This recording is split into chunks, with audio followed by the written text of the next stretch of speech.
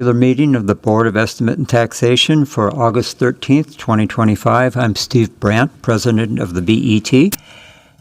Before we begin the meeting, I'd like to ask the clerk to repeat the standard captioning reminder.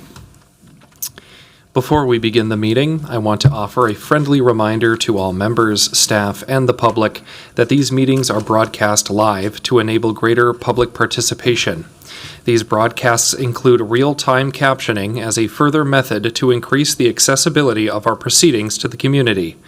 Therefore, all speakers need to be mindful of the rate of their speech so that our captioners can fully capture and transcribe all comments for the broadcast.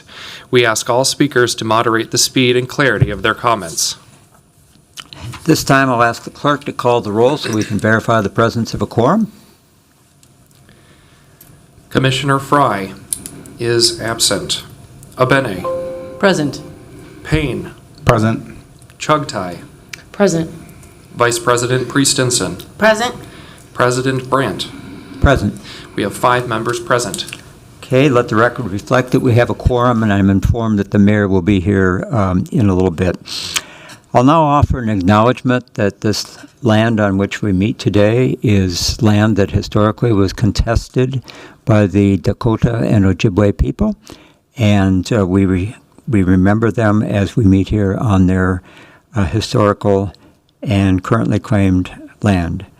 We'll now proceed to our agenda, a copy of which was posted for public access on the city's Legislative Information Management System, which is available at lims.minneapolismn.gov. And board members, we have the agenda before us for today's meeting. May I have a motion to adopt the agenda? So moved. Second. We have a proper motion. Is there any discussion? Before we vote, I just wanted to say that I will, under updates, invite the mayor to give a brief recap of his remarks this morning concerning the 2026 budget. And if either the council president or the budget chair would like to offer brief remarks as well, they should feel free, since the levy will be coming before us in September. With that, seeing none, no discussion. All those in favor, say aye. Aye. Opposed? Nay? Okay, the ayes have it, and the agenda is adopted. Next is the acceptance of minutes from our June 25th, 2025 meeting. May I have a motion to accept those minutes, please? So moved. Second. All right, we have a proper motion before us. Is there any discussion? All those in favor, say aye. Aye. Those opposed, nay? Okay, the ayes have it. The minutes are accepted as presented. Item number 4 on our agenda today is the acceptance of public comment. And the clerk says that we do not have anyone signed up to make public comment today. So we will continue with the next item on our agenda, but I just wanted to remind the public that under Board of Estimate rules, they have the opportunity to make a brief comment on any item that's on that day's agenda. And I hope people will take advantage of that, particularly next month when we have a statutorily mandated public hearing, which operates under some somewhat different rules. The first item on our agenda, on our action agenda today, is a presentation by the Minneapolis Public Housing Authority on our 2025 levy. And we'll be joined by Executive Director Abdi Warsami to give this presentation. Welcome. Thank you, President Brandt and members of the BET, for giving us the opportunity to give you our annual update on MPHA's housing tax levy. With me today are Tim DeRose, CFO of MPHA, Drew Hallinan, Director of Communications, and my bodyguard is Brian Schaefer, Assistant Director of Planning and Development.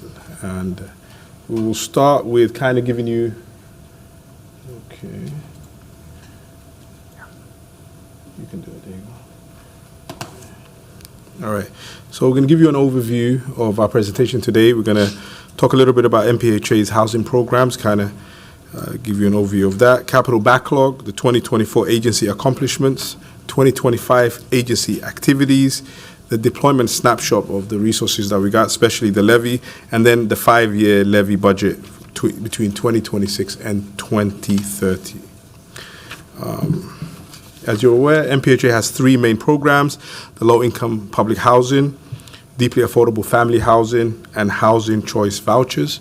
We take care roughly around 5% of the city's population on any given night. Around 28,000 individuals benefit from the programs MPHA serves.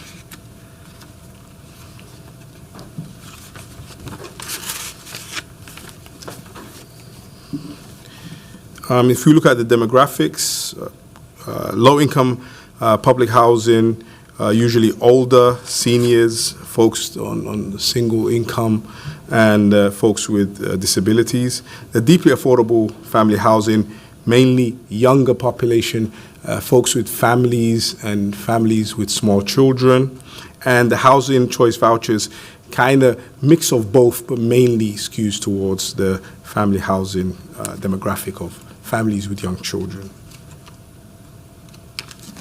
If I touch on the capital backlog, and I think many of you are aware of our capital backlog, we have around 6,000 units located in our 42 high-rises, 778 scattered family homes, 184 units at Glendale, and 16-unit townhome development in Minnehaha. Our properties range in terms of age from 1 year old to 100 years old. And Glendale, 184 townhomes in Prospect Park, is over 70 years of age. So you have aging property with a lot of capital needs. We estimate the unmet capital needs to be approximately $290 million. And this continues to rise, and it rises by about $25 million a year. Historically, HUD has only given us around 10% of the needs, or even less than 10% of the needs that we have.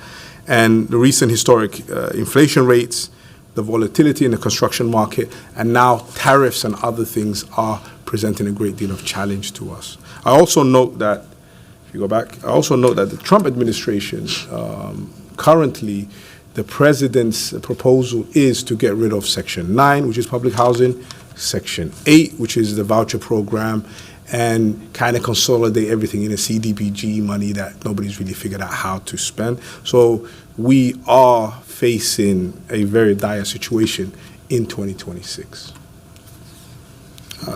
Now let's go back when times were a little bit better.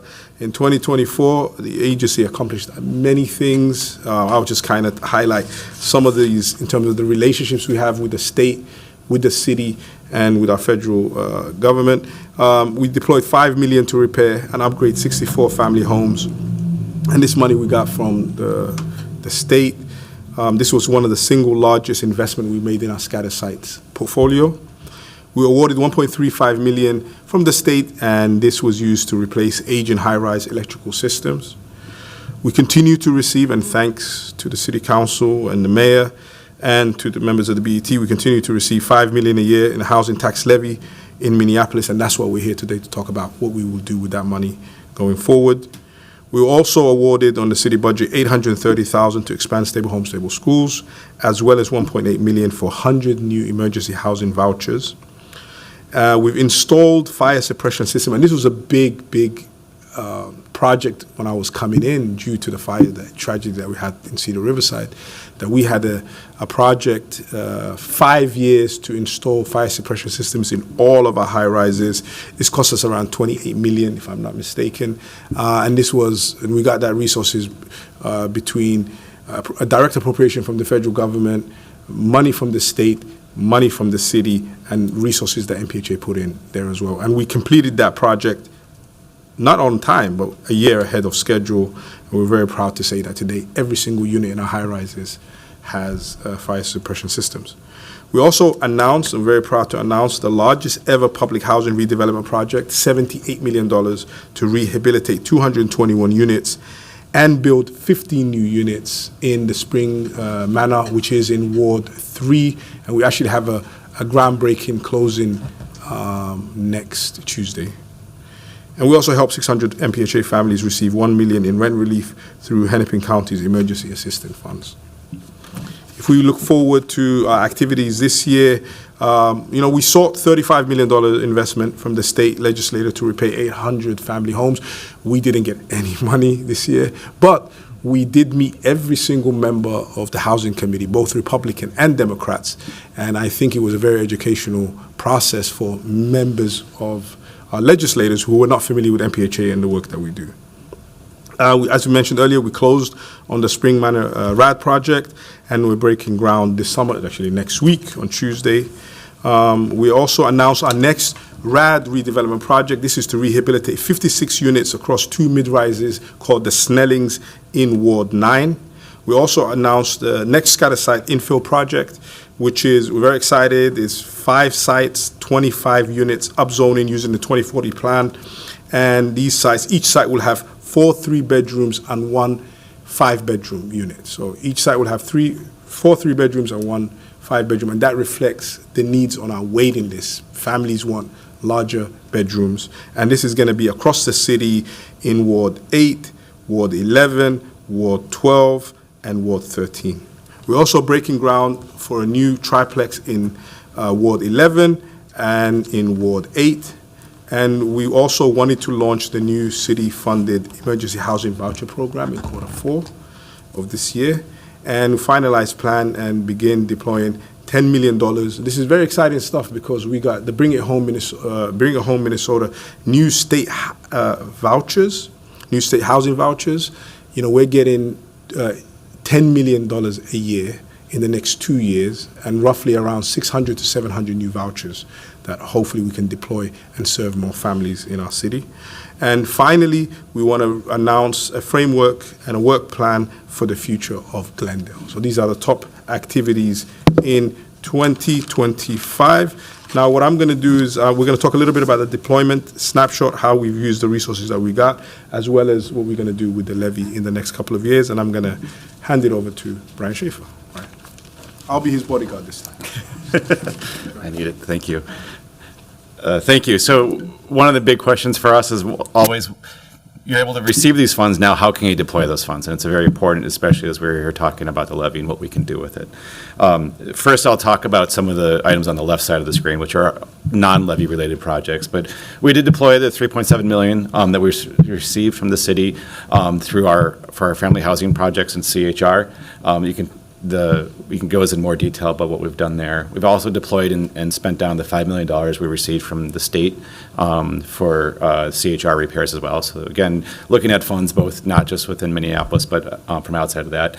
Back to Minnesota Housing, we deployed the $1.3 million. Excuse me, Mr. Schaefer, yeah. CHR? Oh, yeah, sorry. CHR is Community Housing Resources. That is the nonprofit that owns our scattered site, most of our scattered site portfolio, roughly 700 of those units that are out in the neighborhoods throughout Minneapolis, duplexes, single-family homes, and some fourplexes. Thank you. Thank you. So we've funded about 41 deep turns with that $1.3 million from the city of Minneapolis, or from Minnesota Housing. We've also gone through and received POP funding from Minnesota Housing. POP is the preservation of public housing through GEO bonds through the state of Minnesota. We've received and deployed $1.35 million of that. And continue to work through that. And as well as we've worked through another $1.3 million that we're deploying at the Springs project, which Abdi mentioned is we're having our groundbreaking next week. We've started construction on that, and that'll be deployed over the next year with that work. So again, moving that work forward. Now on the right side about the levy, there's a lot more information there. I've given you a lot of numbers, but I think one of the most important numbers here is with the levy sources that we've used in 2024 and 2025, we're going to touch about 882 households with the work that we've done. This is, I'll walk through that a little bit more. At the Springs, which is the project that's first listed there, that is a 221 unit rehab and added additional 15 units. Those are all ADA accessible units. One of the challenges we have, as Abby mentioned, is our portfolio was built in the 1960s and 70s. Many of these buildings all these buildings are really steel and concrete, and they're really difficult to provide accessible units in. So the new 15 units are all going to be type A accessible units to help with our aging population, especially at the seniors that at 828 in Spring, which is one of the buildings. That is an elderly designated building. Again, trying to create sure that we can age in place and work within our, help our increase livability for our residents. Now, the next two projects on the list are a 3-unit triplex and a 2-unit duplex. These are projects you'll note that there's some funds have been deployed. There's some funds that will be deployed. We've entered into a contract with the general contractor to start that work. We're hoping to break ground this fall and move that forward, so those funds will be moving forward. We're excited about what what those means for those families that we'll serve, but also what that might mean for us to help look at how we can do small infill projects as we go forward. And really importantly is part of the use of these funds, not just to our development work or our larger preservation work, but to our capital work. Looking at major systems within our high-rises, especially elevators. You'll see the next two projects listed are high-rise elevator projects. These are completed. These are really important.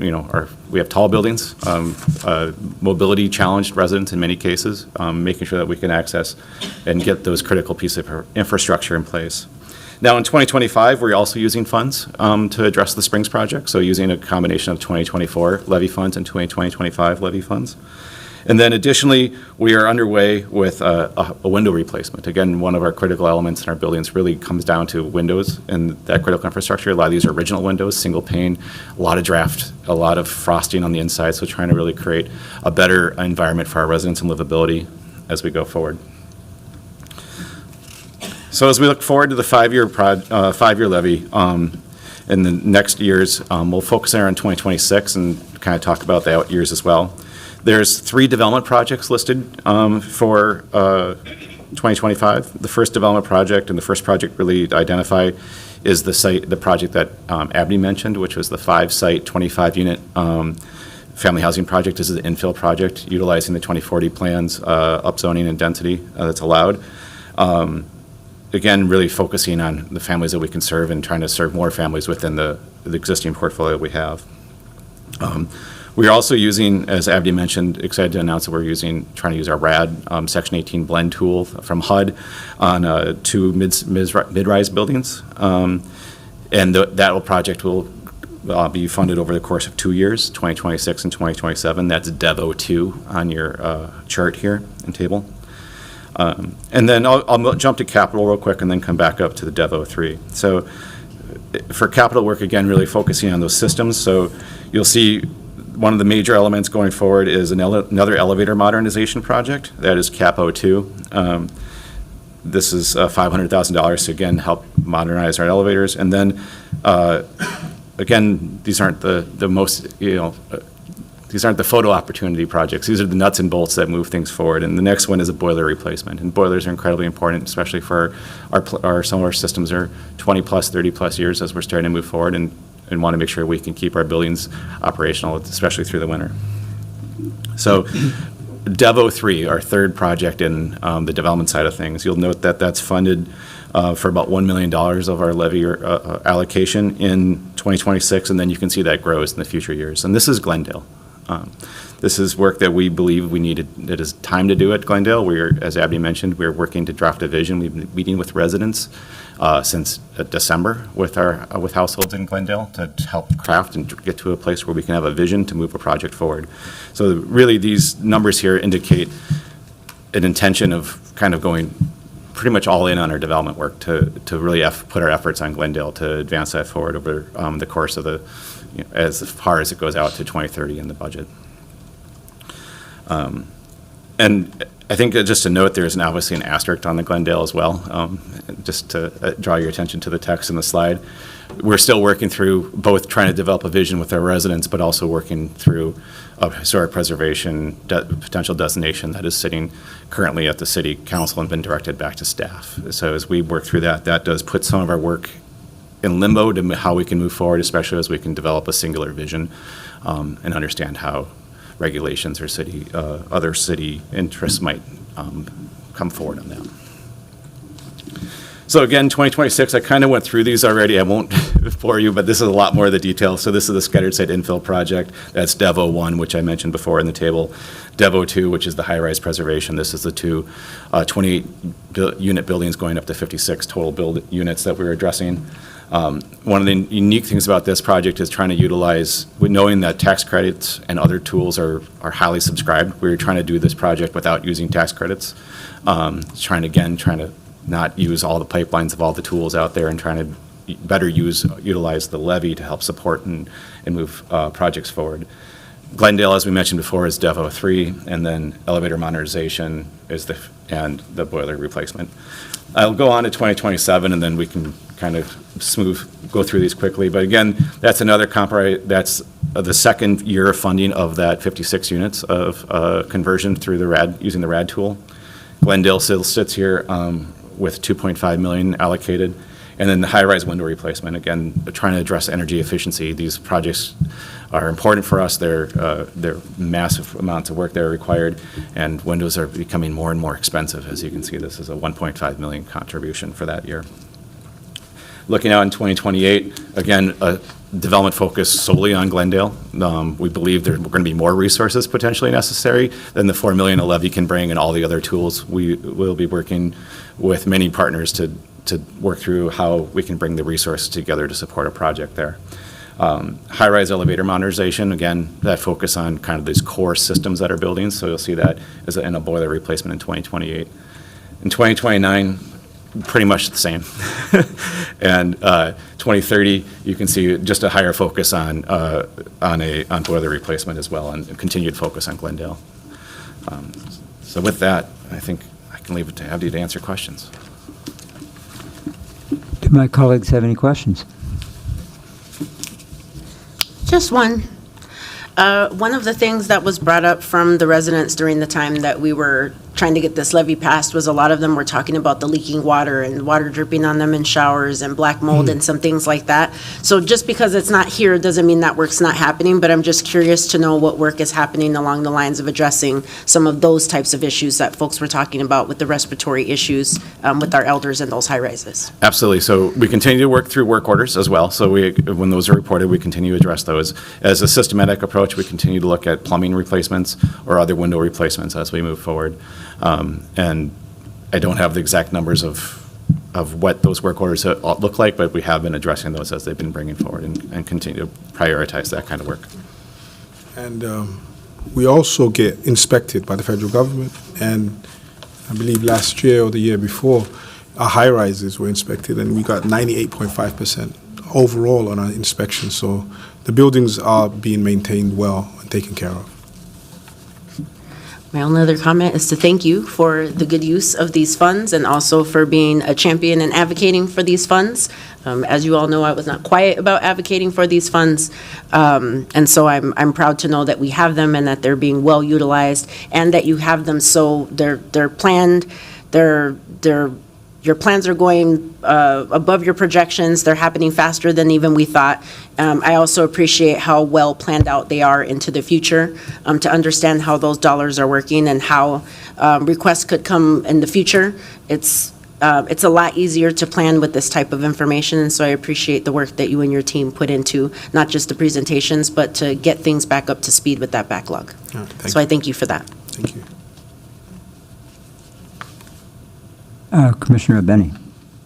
Yeah, and I guess I'd like to just add, I also really appreciate, it looks like you have a very balanced set of priorities in there. You're looking at, you are adding some infill housing where you can, where you need to do that, but you're also focusing on infrastructure, which is near and dear to my heart. So you're not just doing one or the other. So I think you're really delivering something back to the citizens of Minneapolis and certainly the residents of these units that meets expectations for kind of a sustainable approach to a public housing portfolio. So I appreciate that. Thank you. Thank you. I would just like to add that I appreciate the progress that's been made with this levy money.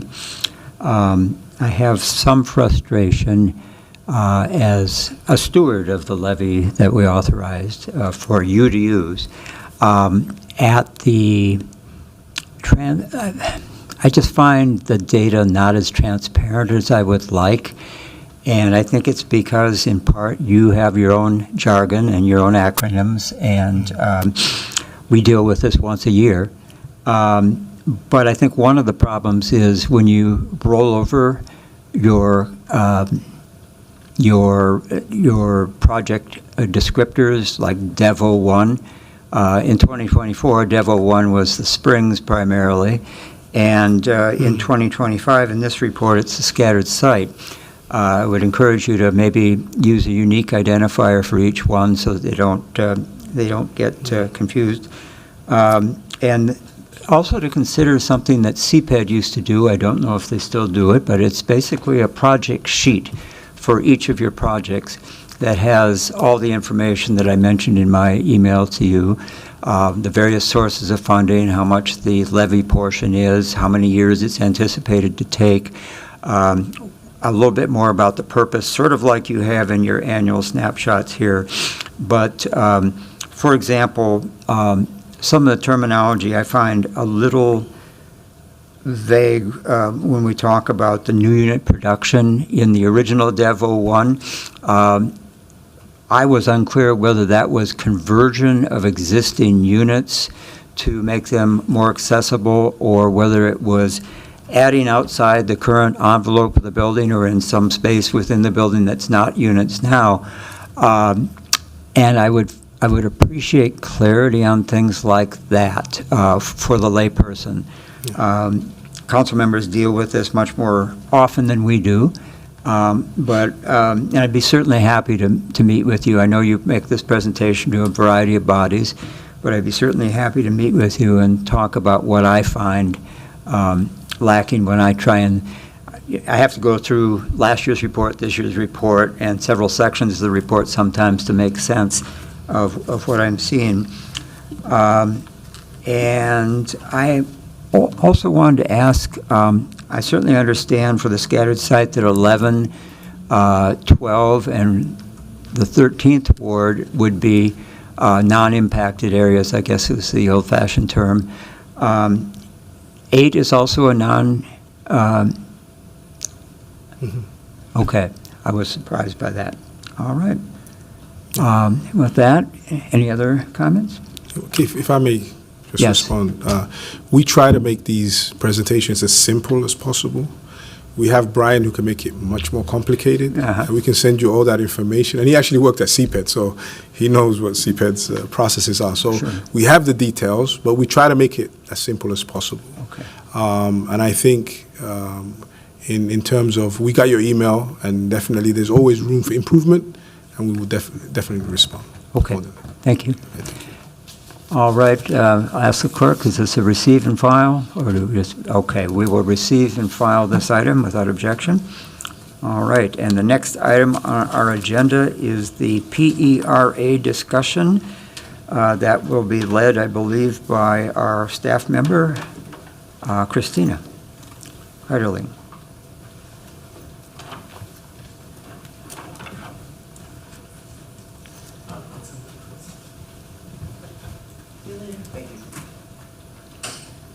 And we will wait while she negotiates the tortuous path around from the front of the dais to the presentation site.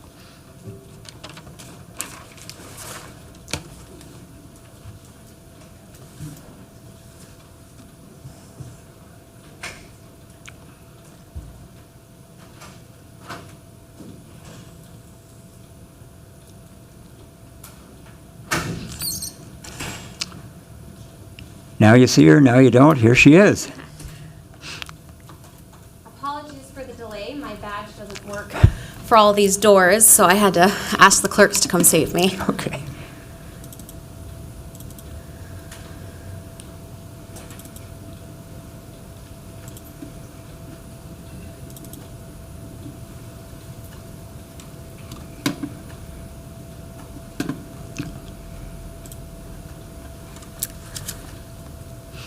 Alrighty, good evening, everyone. Thank you so much, President Brandt. My name is Christina Keiderling. I'm the Senior Advisor to the Board of Estimate and Taxation, as you all know, and I am here offering an update on para eligibility for the BET widely elected officials. Just to offer some background, which I'm sure many of you know, in June you directed me to contact para to review retirement eligibility for our widely elected members. At para's advisement, I sent 2 enrollment forms over to para for consideration. The first was on behalf of the BET President, President Brandt, who was requesting to waive any kind of eligibility, and the second was on behalf of VP Priest-Stinson, requesting to enroll if she was eligible. So what we were doing was, excuse me, sending those enrollment forms over to para and asking them if they would allow enrollment outside of the typical 60-day window if they deemed that our widely elected officials were eligible. Excuse me. Yes, ma'am. Before you go on with further context, can you explain why we had to do that? This 60-day window and, we're almost 4 years into a term. Can you give us that context as well? Sure, absolutely. I do get into this a little bit more in later slides, but essentially what PARA's typical process is, within 30 days of coming on board as an elected official, you need to fill out an enrollment form to find out if you're eligible for any kind of para retirement program. Within 60 days, that form has to be received by para, and they will give you a response. And if you are eligible, coordinate with payroll to start making deductions out of your paycheck so that you're enrolled in the standard para plan that they deem you eligible for. Because that process, and of course I cannot speak to what happened back in January 2022 or not, but because that process didn't appear, or at least there wasn't a history or a paper trail of that having happened, PARA's employer line, which has been immensely helpful, I highly recommend anyone who has questions reach out to PARA's employer helpline. Their recommendation was that we go ahead and fill out these enrollment forms as if our elected officials had just started and explain the situation. So that's exactly what I did. I reached out to PARA. I explained that we at least did not have a paper trail of our elected officials ever being offered para eligibility or the enrollment form, and asking if they would please consider this as a new enrollment, which they did. They took it under consideration and considered it as basically a late enrollment because it should have happened earlier. So that was the process of how we reached out to para. Absolutely. So on July 31st, a para casework and education coordinator responded. We will get into her summarized response on the next line, but just so you can keep a timeline of events, on August 6th, City Payroll did set up deductions for BET VP Pre-Stenson for her moving forward. And then on August 8th, the Para Division Manager clarified for us what the general plan eligibility most likely will look like for future BET members. I apologize in advance. This is a very wordy PowerPoint. I do not like PowerPoints that are very wordy myself, but because we're talking about statute, I did want you all to be able to see exactly what I'm referencing. So there's two different tracks of thought here, if you wouldn't mind sticking with me. There's the para response specifically for VP Pre-Stenson, and then there is the general idea of widely elected officials moving forward. So for para's response specifically for the VP's enrollment, para stated that since the VP was previously a City of Minneapolis employee enrolled in a para retirement plan, per updated statute, which came into effect August 1st of 2024, she must be enrolled in PARA's defined contribution plan now as an elected official.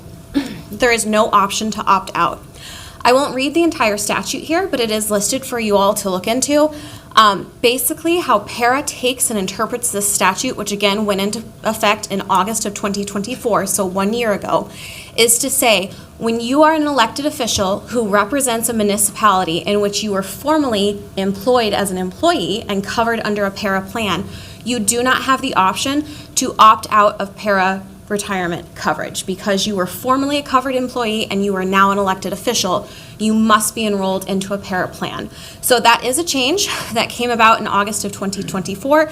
Of course, we did not start investigating this until August of 2025. So I will get into back pay and all of those kind of considerations, but that was PARA's response.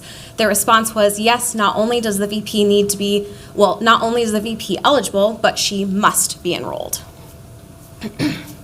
Because the mandatory DCP participation was effective August 1st of 2024, PARA will bill for missed contributions back to August of 2024. So August of 2024 to now to bring us current for missed contributions.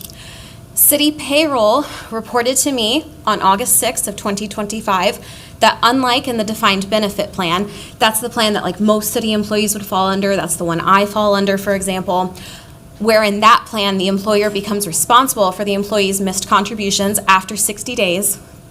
That is not true in the defined contribution plan. In the DCP, the elected official must make all missing contributions plus interest for whatever is failed to be taken out of their paycheck. So this is a little different from the standard plan that, like, for example, I would fall under.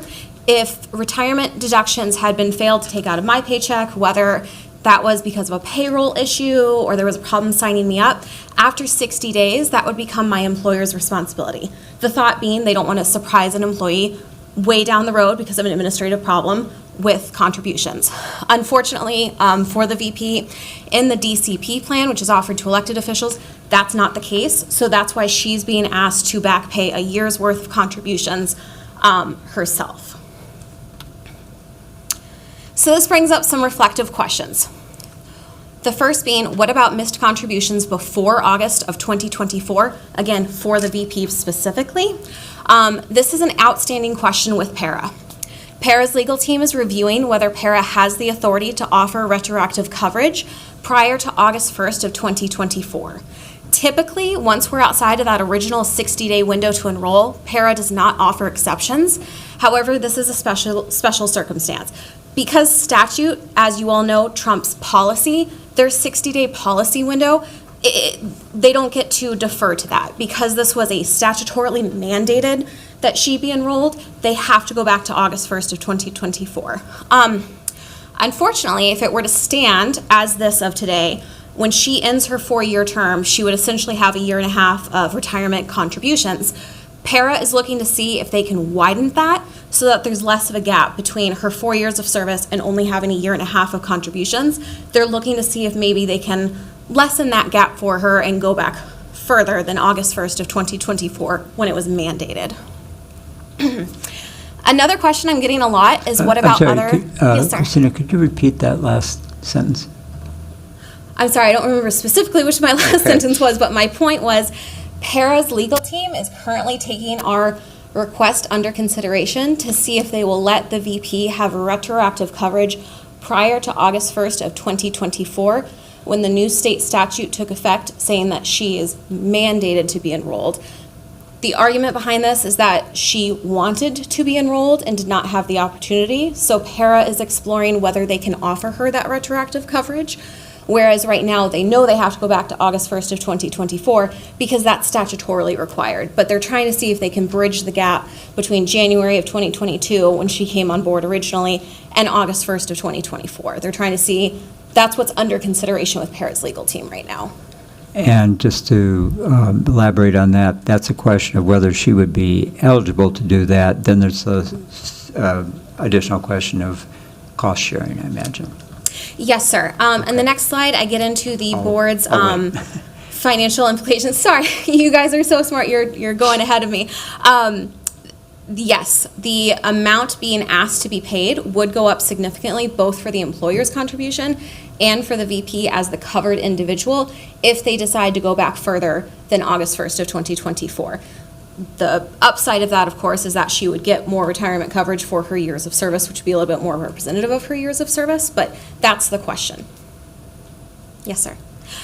The other question that I've been getting quite a bit is, what about other BET elected officials and what plan would they fall under? I think it's really important that we reframe this question. PARA is the only entity that can authoritatively answer that question for each employee, elected official, anyone who joins the city. As of August of 2025, the only plan open to elected governing body officials, which as of today is what PARA is defining the BET's elected officials as, is the defined contribution plan. So my answer to you is most likely the defined contribution plan. However, it's really important to remember PARA is the authority on that, and statutes, as we find out, statutes change. People can have different employment history and have been covered under different statutes during their tenure in different jobs. So again, we can guess that it'll be the defined contribution plan moving forward. However, it's very important that we understand that PARA is the final authority on that. Future elected officials would not be mandated to enroll in that plan unless required under the statute that we referenced in our last slide. So unless they had either a similar situation or they were also falling under that statute, they would not necessarily be mandated to enroll like we're seeing with the VP. If I could stop you there. Yes, sir. I asked this question not because of simply the present situation, but also the fact that one of the people who has filed to be seated on this board after, and we'll go through the election process, obviously, was a previous elected official, but as far as I know, never a city employee per se. So there would be a different situation for that from Commissioner Priest Stinson, who was a city employee and then became an elected official? Yep, it sounds like a different situation. However, the outcome wouldn't necessarily be different. That's why I referenced the fact that statutes do change, and it depends what the statutes were in place when that individual had their role.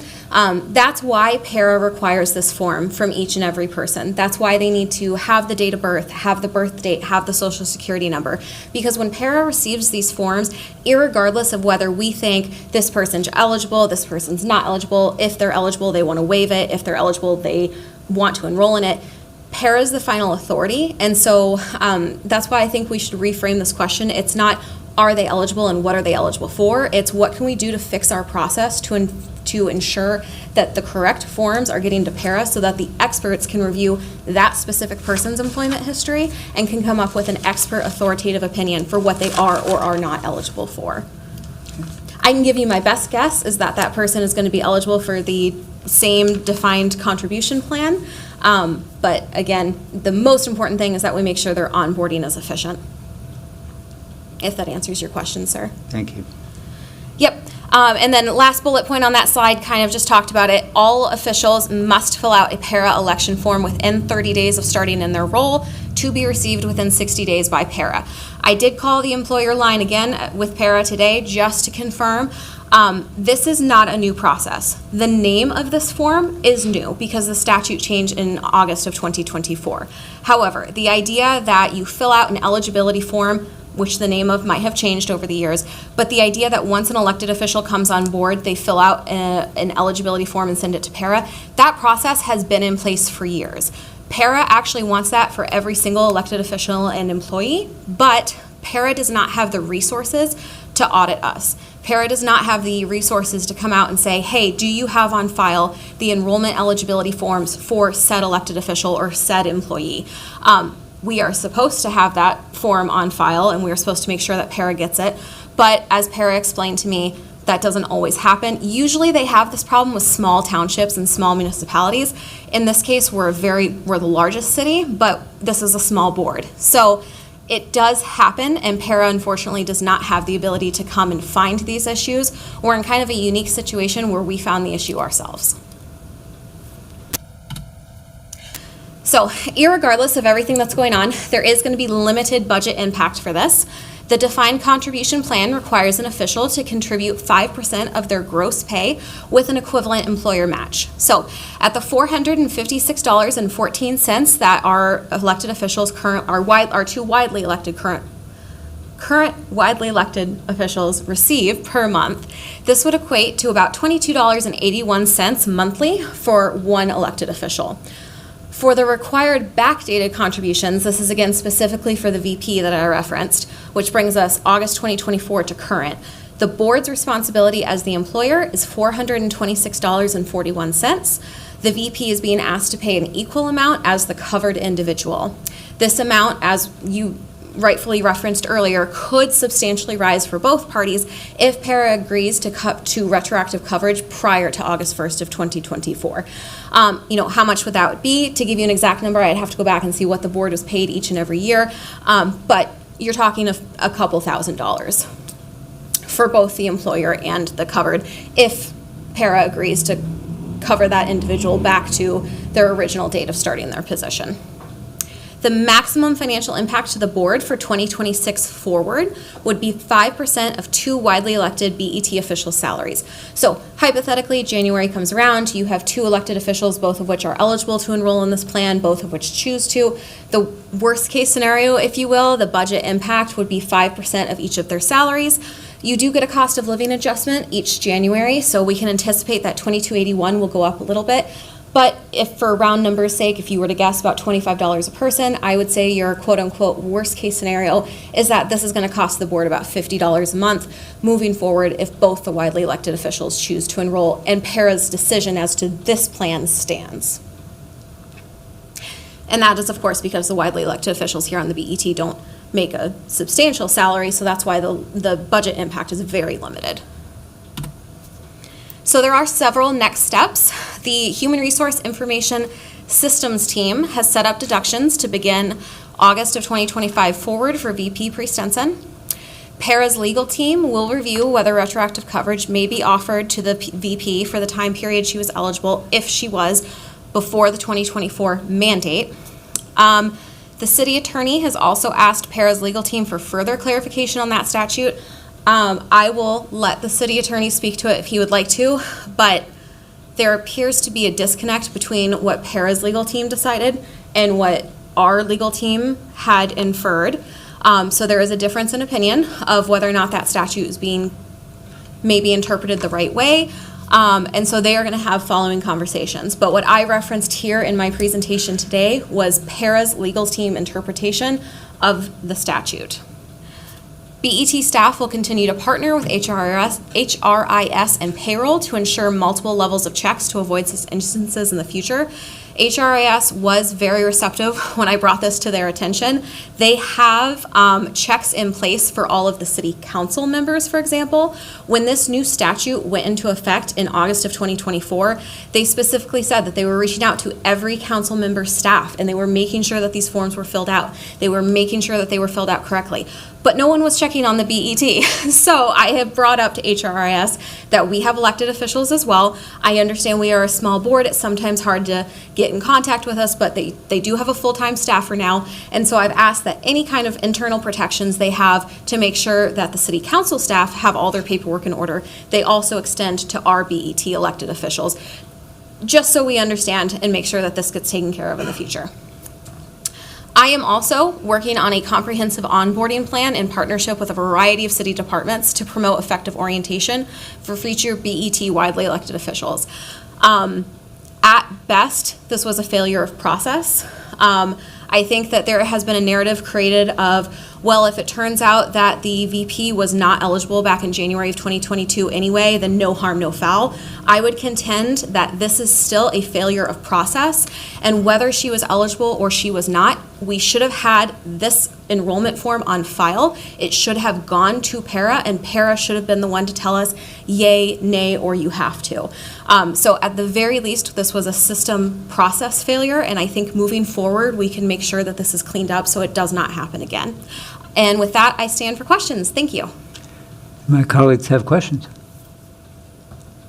Comment, but I'll hold that until others have asked their questions.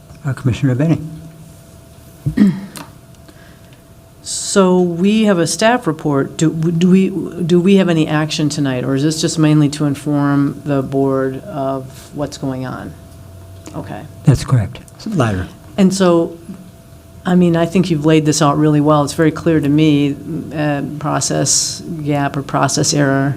And I'll advocate for these fine people that are directly elected to the Board of Estimate and Taxation, because it's hard to be an elected person, especially in a small board, for sort of a, you know, a body that hasn't had a lot of support. So I'm sorry that this has happened. So I would like to hear, though, from the attorney, maybe if there is a discrepancy in understanding, and what latitude does the board have regarding, I think, the back pay that may actually be required of VP Stinson? Because that seems a little heavy-handed, that's kind of looming, so. President Brandt, Commissioner Bennett, members of the commissioners. Yeah, I mean, with respect to our upcoming meeting that we'll hopefully have with Para soon that has not been scheduled, most of it is just, you know, we're trying to get a full understanding of what the amendment was that happened in 2024. We know from like the, you know, from the legislative record that it was to bring the plans in compliance with IRS regulations. So we just want to make sure that the way that it's being interpreted is consistent with, you know, the new amendments to the law, because as you maybe noticed from the language, it just says that members that already are in a Para plan, quote, do not get an election. And it's unclear to me, based on that, whether that means you are mandatorily enrolled or not. And so we're just getting we're just trying to get additional clarification from Para as to like how they came to that determination, you know, to get it in compliance with federal law. With respect to the employee contribution, I don't think that it is permissible for a employer to make an employee contribution to the extent that there is a claim for wrongdoing, the city has a claims department, but the Board of Estimate and Taxation does not have the capability legally to settle a claim on behalf of the city. Thank you, Mr. Hammer. Commissioner Priest-Stinson. Well, I will be bringing a claim for wrongdoing, just so that the board is clear. I was not allowed to contribute to a retirement plan that I was already, the way that I would like to word this is that I was already in the plan, to what Mr. Hamer is saying. I was already in it. The problem is that I wasn't allowed to contribute to it. That's the problem. And I brought this up when I first got elected and was told, no, that BET members are not allowed to contribute. The form wasn't completed. I actually put it on my agenda as an item, which I ended up moving this year because it just wasn't a priority, because I was told we couldn't. And as you remember recently, I brought it, let's make a motion so that moving forward, our BET members are allowed to participate, which is why I did that. That was because I didn't realize that I got wrong information 4 years ago. So I'm not very happy about the fact that I've been robbed of retirement funds for 3 years. I'm not happy about that fact. I'm not happy about the way that it's been handled. I'm not happy about the way that our board has been made. Well, we're an independent board, yes, but our staffer is an independent, she's an employee of the city. We are elected officials. I'm not some alien from another planet that goes by a different set of rules. I am an elected official. I should have been treated as such. I was not. The handling of this matter concerns me greatly. The process, the communication. I've received responses from folks that have not been professional. I've received responses where folks don't even realize that I'm copied on the emails, where they're snarky. I've sat in meetings with folks where their facial expressions make light of the matter. I don't think it's funny. So I will be bringing a claim for wrongdoing. I don't think there's anything funny about it. I would be asking that, with what's happening now, that Ms. Keiderling is in every single meeting related to this issue so that she can continue to coordinate, so that the information continues to flow through as appropriate, so that I don't have to keep advocating for myself in a way that then I get emails that say that I'm, being inappropriate in the way that I'm advocating for myself, because again, I want to make this very clear. I'm not asking for a personal favor from any of you to do anything except for me to have the right to the thing I should have had a right to 4 years ago. And I can't make that clear enough. So Ms. Keiderling should be in every single meeting. She should be coordinating those meetings. The flow of information should be coming through her. She's the one that's been leading this work. She is the one who is the staffer for this board. And when folks start having their own meetings and start meeting with other people, that's just another great way for there to be a further lack of communication that happens down the line. And I will be scheduling a meeting to meet with Margaret Anderson Kelleher so that we can, to Ms. Keiderling's point, on a larger issue, get some process in place that is in writing and that is coordinated so that we stop treating the BET as if it's some other entity that doesn't get support from our city enterprise. That's not how that is supposed to work. That is not what independent board means. That is not how it is supposed to be applied. And this is what happens when we do. And there's no shortage of examples of what we've experienced on this board since coming into office without having a staffer from the beginning. We all know how that went. Some of us were sitting here the whole time. And the breakdown of communication and not having access to information has been significant. So I'll be having that meeting with her so that we can better coordinate and I can work with Ms. Keiderling and on behalf of our board to get some actual solid processes that we're all held accountable to, because this is also an issue for me of accountability. We're not going to kick the can down the road and everybody's going to pretend that we didn't know what happened. That's not what we're going to do. That is not what responsible government looks like. That is not what anybody expects. If I'm being treated that way in the seat that I have with the title I have, then I can only imagine what folks on the outside that we represent go through when they're trying to communicate internally for things and claims and other things that they have. So I say all that to say that while I am thankful for those that are doing work, an apology is due. And folks do need to be accountable if accountability needs to be had. And I will be going forward with the claim for wrongdoing. Thank you. And Commissioner Priest-Stinson, could you clarify, would that be a claim to the Council's Claims Committee or through another forum? I'm waiting to find out from our legal team. I've asked twice on where is this claims department and where's the form and what's the process. And then once I have that, I will proceed. Very good, thank you. Any other discussion? Commissioner Benny? Just briefly, I'll let people know that there's a similarity. The city council is different. It's a full-time job. I think it's probably given a different level of onboarding and things like that. But the park board, we also are a small independent board. We make more than the BET, but it's not a living wage. And we do go through an enrollment process for para. So that is part of the onboarding for the parks. So this is a real miss, it seems to me, I think, that you guys have uncovered, and I think it's good that you found this, so thank you. And Commissioner, Christina, what should I call you? Senior Manager, Executive Secretary, Kreiderling, I want to thank you for going through and basically trying to unsnarl a mess that you inherited.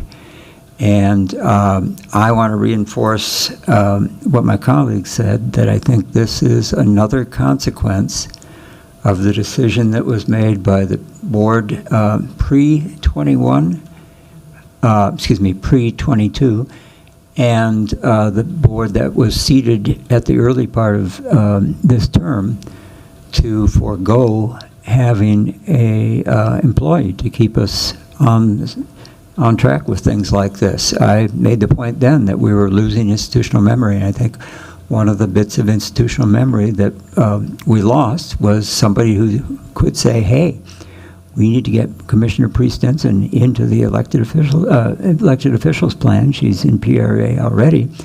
And I share her chagrin that didn't happen. And so that's all I have to say, but thank you for unsnarling this and for taking remedial steps for the future. Yes, sir. All right. Commissioner Chuntai.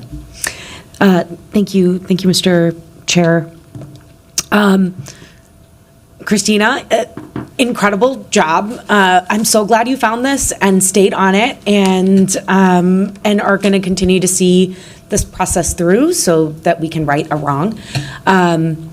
Something that the Vice President shared in her remarks earlier that has really stuck with me is that it's not funny. You're correct. It's not funny that you were robbed of a right that is a condition of every other employee here's employment, myself included. And I sincerely hope that we can see through getting this problem fixed. I'm really sorry about the way that you have been treated as you have undergone this process of figuring out what happened. I don't think it's funny that you're being treated in a manner that is less than professional or courteous, or just basic respect by people who also happen to be our coworkers in this institution. That's not cool.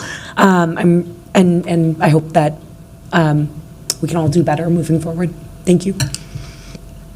One additional question I should probably ask, as somebody who also was not given the opportunity to participate in PERA at the beginning of my term, but who did not intend to participate in PERA because I'm doing fine financially and I don't need it, does my late refusal to enroll stand without challenge?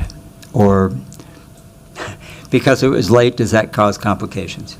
No, sir. As far as I know from speaking with PERA or PARA, you are not statutorily required to enroll because you don't fall under the statute as being a former employee. So the fact that you choose to waive any kind of coverage is completely okay. The one thing they do want you to know, which I believe we've already covered and spoken about, is that because you are not statutorily required to make a certain decision, whatever decision you make is permanent.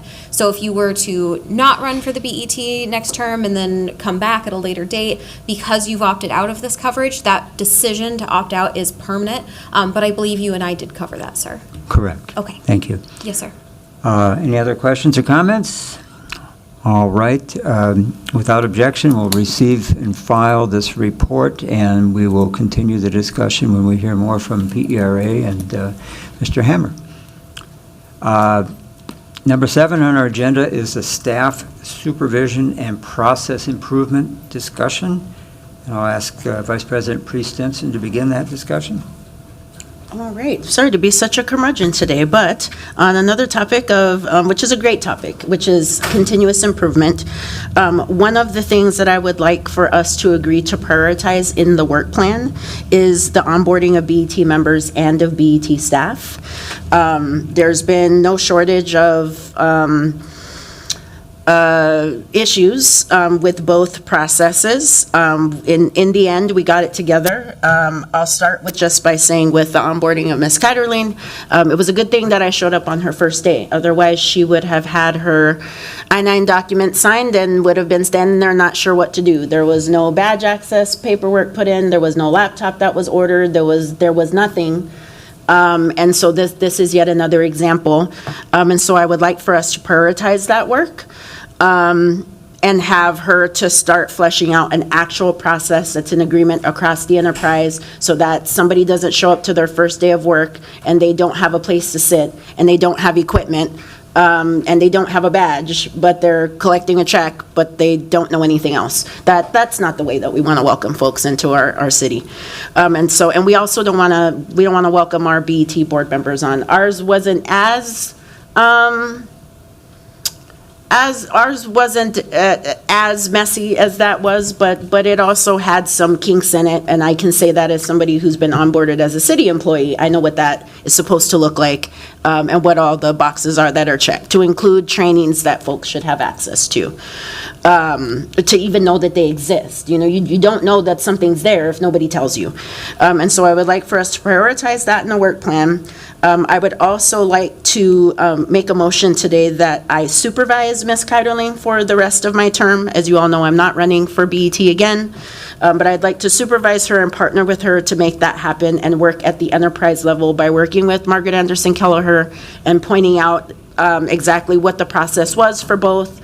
Where are the misses? Where do we need to improve? Who should be responsible for what? Where should they sit? All of these types of things, to include access for even Board of Estimate and taxation members to have a place to sit to do work before a meeting or after a meeting, just to get all these things so that there is an actual process that's followed, it's known to everyone, and it goes off without a hitch. It will also help with some of the institutional memory things that President Brandt has spoken about.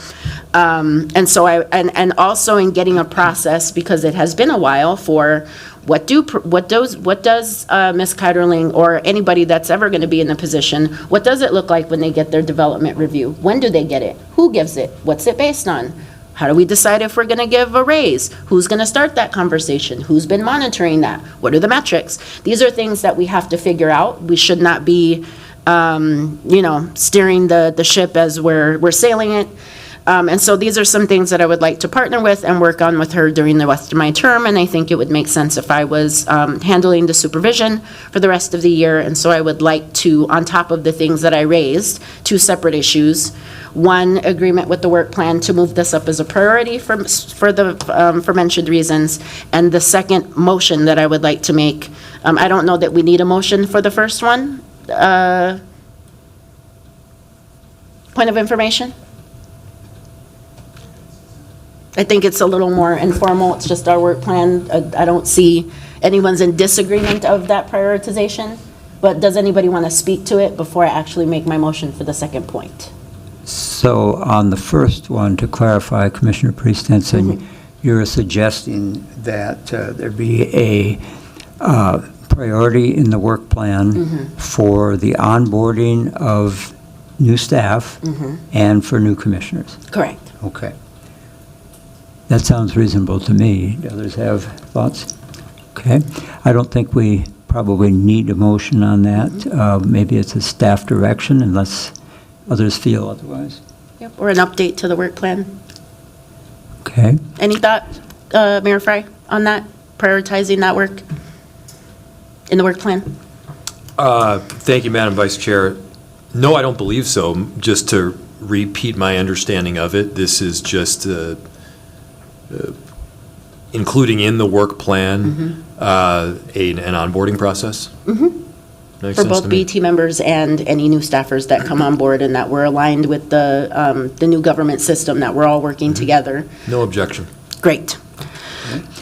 And then if you could, I think we've agreed that that is something we do not need to vote on, but I'm sorry, Commissioner Benny. Okay, no. Okay. I would also then ask you to clarify the second portion, the motion portion, and that would be that you supervise Ms. Kreiderling in the areas of monitoring her performance and setting up a process for dealing with that, as well as anything else? As well as working together on the now prioritized priority, if you will, of the onboarding, Yes. to help oversee that process. And then would you anticipate bringing the proposed review process back to the board for discussion? Correct. Okay. And it would be something that aligns with what's happening for every other staff, but to make sure that it happens for us. It's different for us because the president, or perhaps the vice president, like I'm suggesting now, is the one that supervises this employee, which is a lot different than what happens for every other staff in the city who's getting like a formal review. Unless something has changed, we don't do that even for staffers of elected officials, kind of in that way. But this is unique and different. And so I want to make sure that that happens and that there's a process in place before there's a new BET, and at some point maybe a new staffer. I want to make sure that we actually have a process for that is in alignment with what happens already in our city. So that would be another, and that would be presented here Right. for agreement, alignment, and voting if necessary. Commissioner Fry? Thank you, Mr. President. The onboarding process of elected officials is generally significantly different from that of staff because of the exact issue that you just pointed out, which is who is supervising them, who are they reporting up to. The way this has traditionally worked is that it is a combination of a partnership between the administration and the clerk. The clerk, Casey Carl, has largely been responsible for handling and carrying out a lot of the onboarding, predominantly, yes, of council members, but also of the mayor as well. And so all I would say is, in addition to engaging people on the administrative side, people in finance, people responsible for benefits, et cetera, also make sure that the clerk is included because he's got a pretty nice boilerplate that he's already set up. 100%. In fact, if it wasn't for Mr. Carl and everybody else in the department, we would have been in a little bit of hot water when we started. And so, yes, I couldn't stress that enough, that is 100% true. And making sure that we formalize, so much of it's just informal and we just, oh yeah, this person just does it. And then we all assume that somebody's just doing it, and sometimes we're not assuming that correctly. So yeah, getting an actual formal process that we're all agreed on, that's written, and that folks execute. And I'd just like to take a moment to thank Commissioner Priest-Denson for the work she did stepping into the breach when when Executive Secretary Kreiderling was hired. I was scheduled to leave on a vacation the next day. We didn't know, we couldn't really start the process until she was hired, but there was an unfortunate amount of timing, and I think that your experience with city government really worked to our advantage in sort of bringing order out of chaos, and I appreciate welcome. that. So do you have a formal written motion? Do we need to vote to give the vice president a duty? Because currently our bylaws don't have that the vice president has a duty other than filling in for the president if they're not present. So that's my reason for thinking that we might need to take a formal motion on that, because currently it says the vice president doesn't have any duties and the president has the duty of supervising.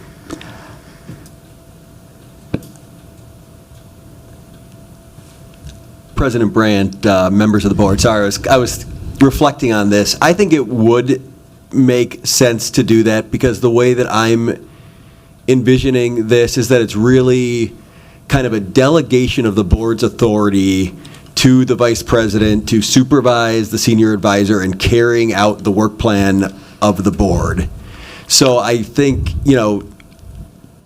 pursuant to the bylaws, no individual member of the board can instruct the board staff, but that's not how I understand this as being taken. It's more an administrative process of ensuring that, administratively, the will of the board as stated in the board's work plan is being carried out. So I think Correct. it probably makes sense to do a resolution for that purpose. And if I could clarify that, because I may not be here next January, depending on what happens. Commissioner Priest-Stenson will not be running again. I would like to make that time limited to the end of this term, so that if we have two new BET members with other sets of skills, that they can work that out between themselves. Do you have language, Commissioner Priest-Stenson, or do you want to bring it in next meeting? It's up to you. I think Mr. Hamer just said the language exactly as it needs to be stated. We need to restate that, and then we can add. So the directive is for the vice president to assume the administrative duties of the supervision of the senior advisor with the oversight of our agreed-upon work plan for a time-limited duration of today until the end of the term, which I think is, December 31st. Second.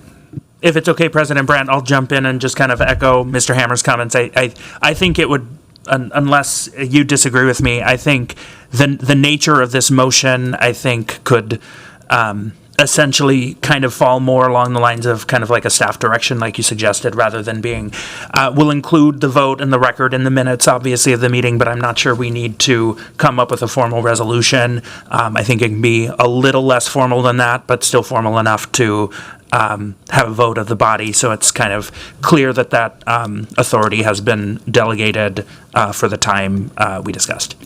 So is everyone clear on what we're saying yes or no to? I think, Yes, and I think second that It's been seconded. we're dealing with a staff direction, not a bylaw change, which would require, I think, 2/3 approval to suspend the rules, to amend the rules. All right. We have a motion before us. Maybe I could ask the clerk to read it one more time. I'll take a stab. I don't have it written down, but I think essentially the motion is that the board delegates its, kind of supervisory authority, administrative supervisory authority to the board's executive director, and that essentially that delegation expires, I would just say, December 31st of this calendar year. I'm sorry, you meant the Vice delegation is to the vice president, not the executive secretary. Executive Vice President, yes. Yeah. Yes, okay. I meant the vice president to direct or to kind of supervise the executive secretary, yes. Commissioner Fry. If I could take a crack at it, so I think the motion would be that Commissioner Priest-Stenson moves for the board to delegate authority to the vice chair for a term ending December 31st of this year, 2025, for the purposes of directing specifically BET staff on carrying out a work plan for onboarding of BET members and BET staff. Okay. So it's not for anything, it's for that purpose. Well, excuse me, Mayor, I thought we'd already agreed to the onboarding, but that this would be for a broader development of supervisory processes for evaluating and evaluation of our employee. Is that? Maybe I don't understand that, I'm sorry. Okay. Go for it. Point of order. The Vice President made a very clear motion. I seconded it. I think we should roll the tape and document it in the minutes and take our vote. She's going to supervise her. Yeah, That's what we're my voting understanding was also that it was a broader Sam is kind of supervising delegation of Christina. authority. That's what we're voting on. Yeah. But I think, I don't think it's for everything. I thought it was more for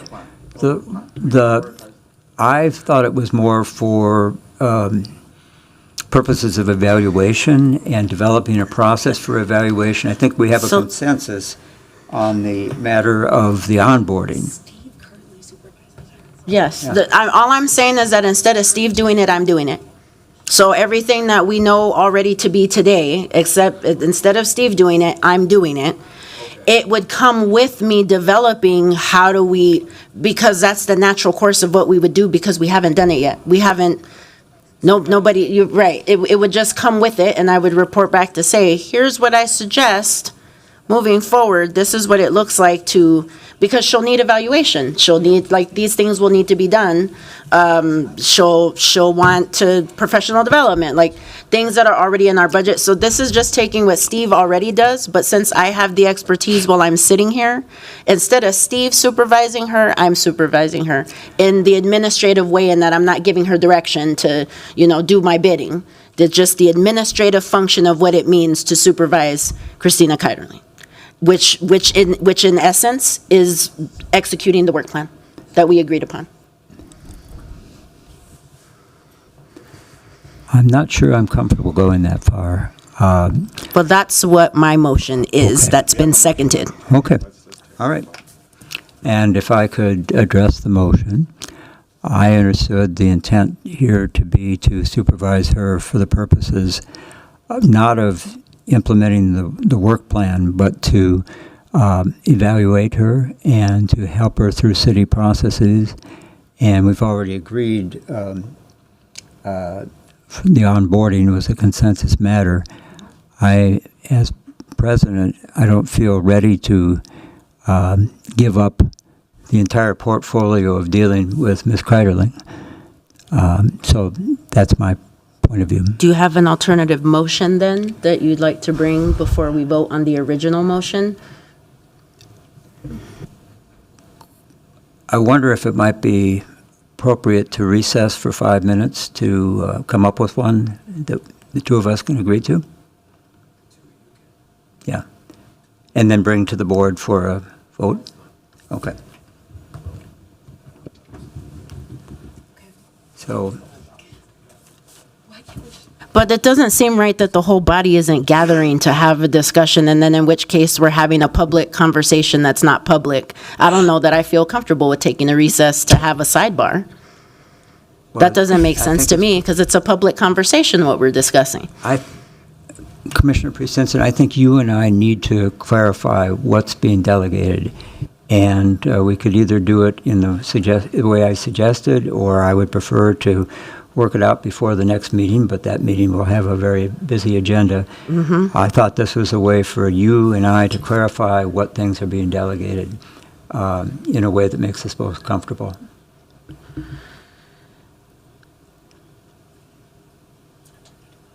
May I make a suggestion? Commissioner Benny. My suggestion would be that the motion is about amending the work plan to include the onboarding pieces right now and the performance review pieces, right? And that the oversight of that would be the vice president. And that's a starting point, but then for the next meeting, if there's further duties or other specific elements that you want to bring in or recommend, we do that maybe with a written one? So Commissioner Benny, you're talking about onboarding and essentially Ms. Kreiderling's development, specifically for now, and that's something I found acceptable, but other people may have different opinions. That's what I've said. Okay. That's exactly what I'm suggesting that we're doing. I think it's just maybe language being used is getting confused, but what Commissioner Benet just said is exactly what I'm proposing that we do. Okay. Now, if I want to go home and I want to write out a plan to bring here and present to you all on this is what I think professional development and this is how we should manage, like I can do that on my own and it doesn't have to be official. I'll do it anyway. If people don't want me to lead it, that's fine. I still have a right as a commissioner to come up with a plan for us on something that's needed.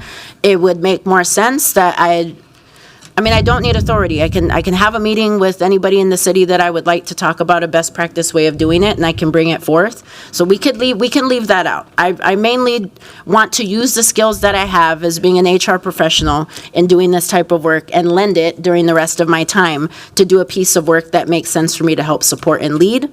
that's what I'm suggesting, and that's what the motion was that was seconded. It's not to take away, right, the rest of the work. Commissioner Trutek. Yeah, thank you, Mr. President. I'm having a really tough time wrapping my head around why this has become so contentious. So I'm giving you all a heads up. I'm going to end by calling the question on the proper motion that is before us. But I just think that this has become really unnecessarily complicated. There is one HR professional that is sitting on this dais. It's the vice president. It feels like kind of a no-brainer that we delegate to her the authority to do a thing that she has more expertise on than everybody else sitting here. So with that, Mr. Chair, I will call the question. Second. Okay, the question's been called. All those in favor of calling the question? Say Aye. aye. Aye. Opposed? Nay. All right, the question is before us, and could we have a restatement of the motion? Because I thought what Commissioner Benny said made sense, but it seems different. But since the question's been called, let's hear the motion and go ahead. On the motion, as stated, the Vice President to assume administrative duties of the supervision of the senior advisor with the oversight of our agreed-upon work plan for a limited term ending on December 31st, 2025. It's a different way of saying the same thing. You're wanting me to use a different set of words that feel better to everyone's ears, and our ears just want to hear different languages, how I'm hearing it. I don't see that I'm saying something different. We voted to proceed to the question. Okay, the question is before us, so unless people want to overturn that, we have the question before us. We have a motion as stated by the clerk. All those in favor, say aye. Aye. Aye. Opposed? Nay. All right, the motion carries. We're now at the portion of our business which involves the transmission of the projects from the City Council for which the Board of Estimate and Taxation will consider approving the issuance of tax-exempt general obligation bonds at a future meeting. And this, I believe, is a receive and file matter. We next proceed to announcements. Oh, I'm sorry. I completely skipped number 8, read past it. Our executive secretary has prepared a report for us on debt load comparability, and are you going to present that today, or do you want us to simply react to what's on the agenda and give you our questions before the next meeting? Yep, Mr. President, we are starting a new process where for reports, instead of the previous process that the board typically had where they would receive a report at the same time they were receiving a presentation, I think that that's difficult because then you're thumbing through a presentation, or excuse me, thumbing through a report at the same time you're trying to listen to a presentation and coming up with all your questions on the spot. I think that's a little unfair to the board. I know that you're very used to it because in the past you would have city departments come in. That was really your only exposure to them, is that you had to get all your questions out right then, because then maybe the follow-up was a little difficult. Because you have a full-time staffer and I'm reactive to you all the time, I'm always made available to you. I think for my reports, we're going to try a different process where you receive and file the report, and then you can email me questions, and then if there are a multitude of questions or it looks like we need to have a Q&A, I can then create a presentation at a following meeting. The reason I'm doing that is because I don't want you to have to thumb through a report while I'm also speaking up there and you have to come up with all your questions on the spot. We don't have to do everything on the dais anymore because you have a staffer. So I would just ask that you receive and file this report today. When you have time, please, everyone on the board, I would appreciate if you take a look at the report and you just email me over any questions you have. If I don't get any questions, then that's fine. If you send me just a question like, hey, Christina, this link is broken, can you send it to me? I'll just send it to you. But if it's more of a question as to the body of the report, the meaning of it, the interpretation of it, then I will plan on consolidating all those questions and asking to present at a following meeting. All right, and have all board members received the report? Yes. Okay, I've read it, and I'll have some questions, and depending on the level of the questions, then we may discuss this at a future meeting. For right now, we will receive and file the debt load report without objection. Number 10 is announcements and updates. Does anybody have updates before I turn? Yes, Commissioner Priest Simpson. Just one quick one, also to celebrate our amazing staffer, but I did ask, and President Brandt approved of, to let's utilize our city communications to get better turnout for our charter-required hearings. So she did work with communications, and we have a fabulous plan that will go out, that will utilize our social media, that will reactivate our Board of Estimate and Taxation social media that I would thought that we had, and we do, separate from just our individual ones. So there's a comprehensive communications plan, which is excellent, that I think will continue to happen in future years so that our charter-required hearings get the visibility that they need so folks know that there's a thing to show up to. So I just wanted to let folks know that that happened, and that would be moving forward. All right. And at the beginning of the meeting, I noted, and I think I've asked the mayor through his staff if he would be willing, since we will be coming up on levy approval next month and a presentation on the 10th. If the mayor would like to hit the highlights in what he presented today with a particular emphasis on the levy, and if the budget chair and the council president have any comments they'd like to add, I would welcome those as well. Thank you, Mr. President. I could obviously talk in depth about this budget, which took quite a bit of time to put together, and staff resources to evaluate, to analyze, and then ultimately to present. What I will tell you is that going into this year and recognizing the current service level, we were looking at about a 13% levy increase to do nothing new.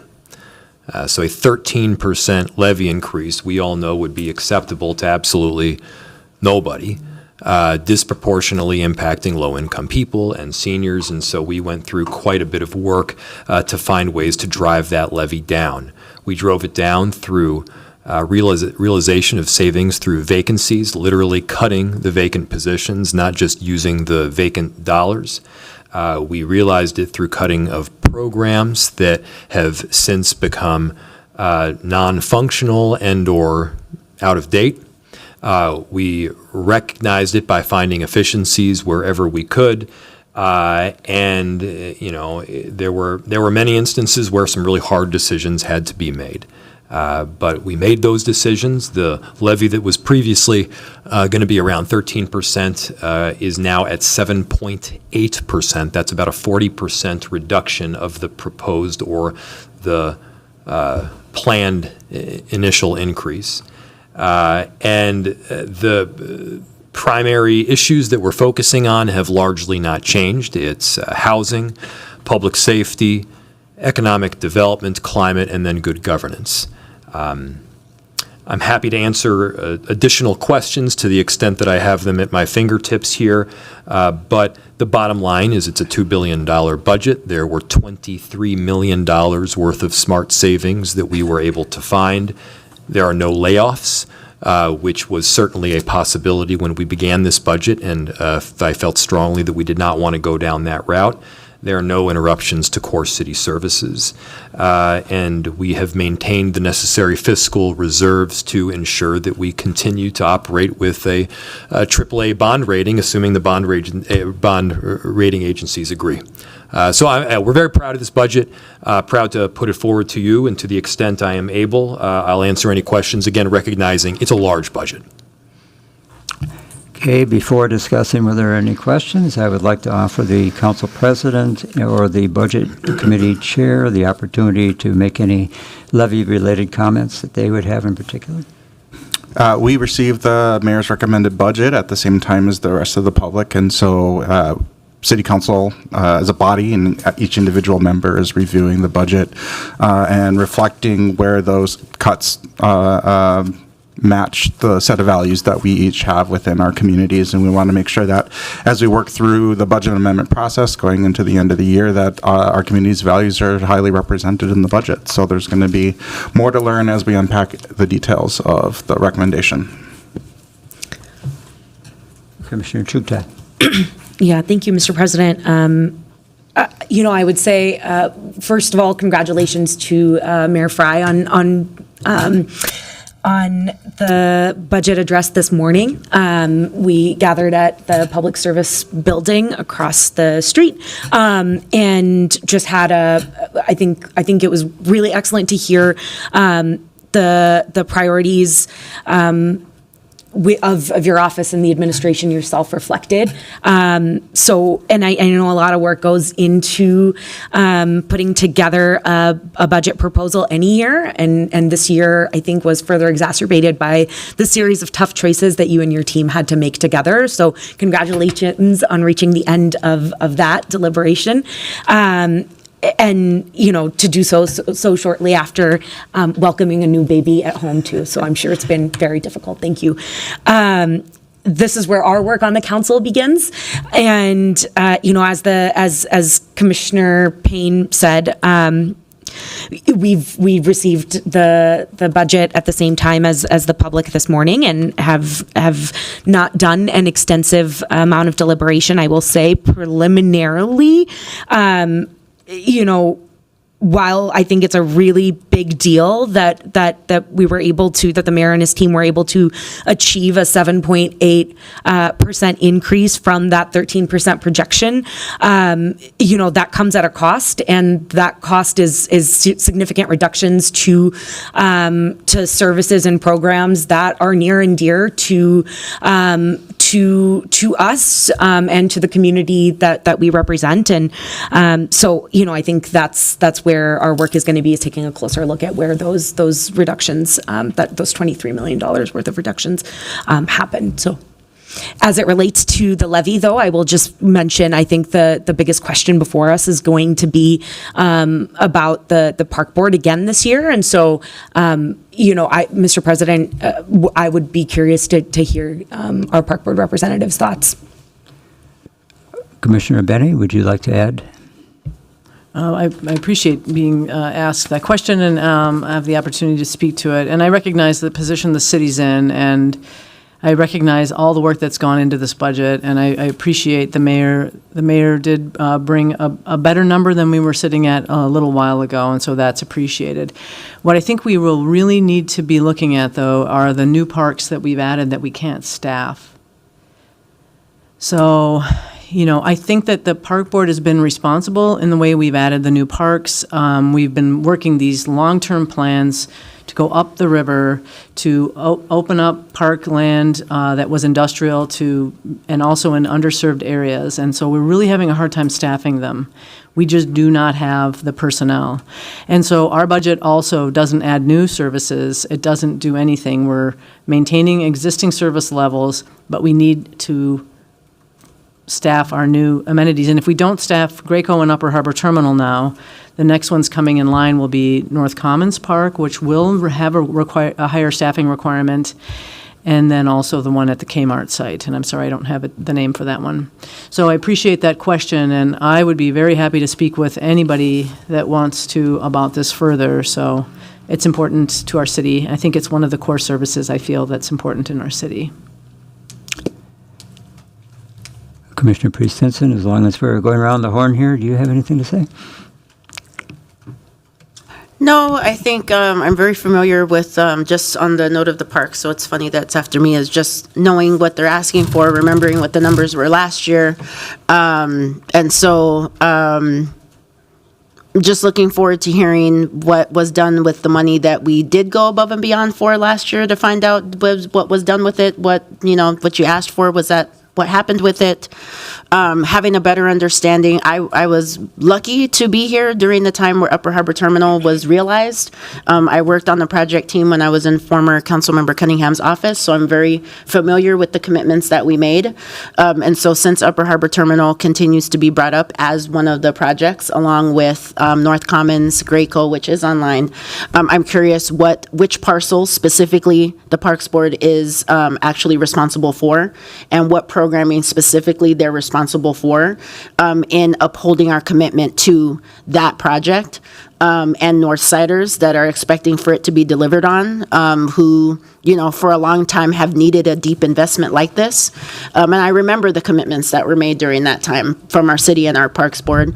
And so it would be helpful to know what are the commitments and responsibilities that you absolutely have to deliver on by the parcel and by the program. And so that's just some thoughts where my mind is going, as there is likely an ask that might be for a little more. We prioritized youth programming last time. We in the addition that we went over than what the mayor suggested. We also prioritized the collective bargaining agreement. I know that is set to increase again this year, so we know that bare bones youth programming and that, what are those numbers with the addition of what is that Upper Harbor Terminal number? And I would encourage my colleagues to think about, those are the three things I'm thinking of as prioritizing and thinking about what the potential ask might be specific to parks. As we think about, what do we uphold what the mayor has recommended, or is there another number that we're increasing? And those are the three things that I would be looking at in the consideration of making a change to what the mayor suggested. Those are my general thoughts. I was at the address this morning as well. Appreciate Mayor Fry taking the time to spend some time with me about the budget. I'm also hearing it and digesting it and looking at the budget book and jumping into the particulars. So, I don't want to say anything preliminary before I'm working with the full deck of cards here, but generally speaking, that number makes sense, and 13, that number just wasn't going to happen. It just wasn't in the cards, and we're at a time where there's cuts that are going to have to be made. But as the mayor said, and we all agree, a budget is a values document, and folks have their principles and their values that they're going to uphold. And so now unfolds, the thing that happens every year, and we'll go from there. So I'll save further comments, but that's specific to parks. Those are the three things that I'm thinking about specific to your numbers. Thank you. And I will just conclude here by saying that I welcomed the fiscal discipline that the mayor brought to the second year of this budget. Even though some of the cuts he is proposing sort of hit me where I live metaphorically, I recognize the concept of shared sacrifice. And when you're going to bring the levy down, you have to do some things that are unpopular. We don't decide where the spending cuts are made. We just decide what the levy level is. 7.8% is still a large figure, particularly when it rolls over onto residential because of what's happened downtown. And I guess I will just use this opportunity to reiterate one more time that this is why we as a city need to pursue alternative sources of revenue so that the property tax is not the budget balancer of first and last resort each year. And that's something, a key point I've been making to people as I'm out and about in the community. So thank you, everybody, for your contributions. I will be looking somewhat more sympathetically on the park side this year than I did last year. But with that, we have no more business to come before us. So seeing no objection, we will adjourn.